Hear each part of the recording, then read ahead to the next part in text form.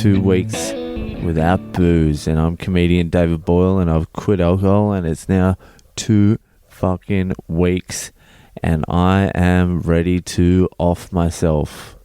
I am ready to plunge off a bridge. No, it's been alright. It's okay. It's okay at the moment. I was watching this thing. You know how sometimes you get complacent where you are? Like if you stay long enough in the same place, everything seems shit.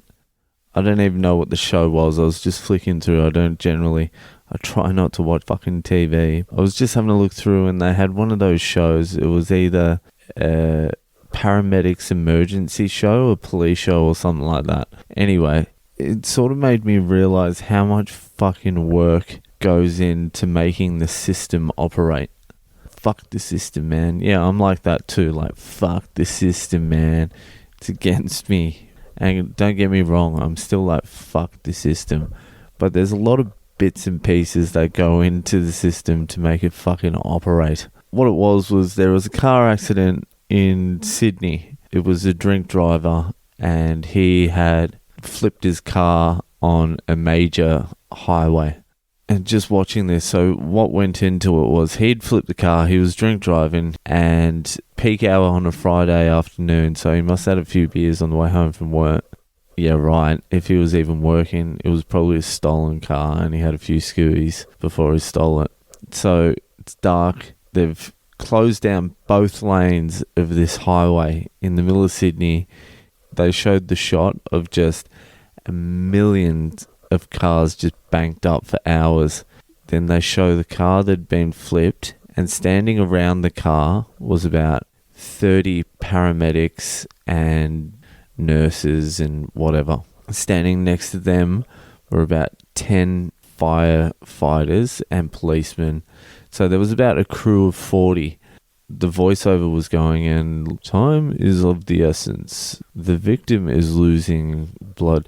So just in that little group there, you've got a flipped car, you've got a drunk guy in a flipped car in the middle of Sydney, the traffic stop, so he's completely fucked over them. Then standing around trying to look after him, there's 30 people who have all gone through university, all got degrees, all working, and their job is to help people like this guy, to keep this guy alive. They all went through university to keep this guy alive. And the firefighters and the policemen.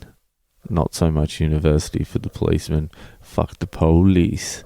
The voiceover is saying, and the victim is losing blood. Time is of the essence. So the helicopter has been called. Now, you've got all those people standing around there, all the university students.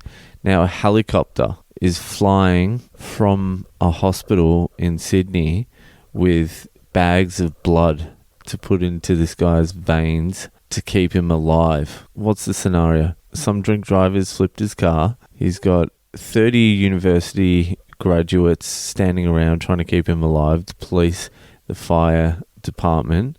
Now the helicopter is flying to him to bring him bags of somebody else's blood to keep him alive. So the helicopter gets there. They do the blood transfusion, if that's what it's called.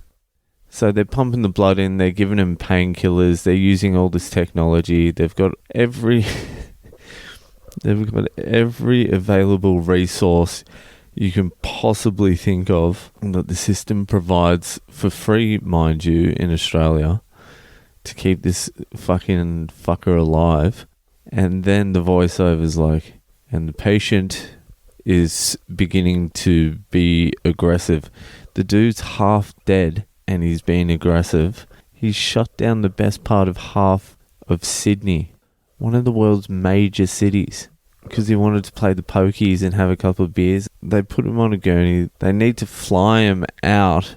So they've done the blood transfusion. Now they need to get him into the helicopter and back to the hospital. And he's been aggressive and he's refusing. He doesn't want to go in the helicopter. They forcibly put him on this helicopter, and as he's getting wheeled onto the helicopter, he's sticking up his finger at the camera and it's all blurred out. Basically going, fuck you, cats.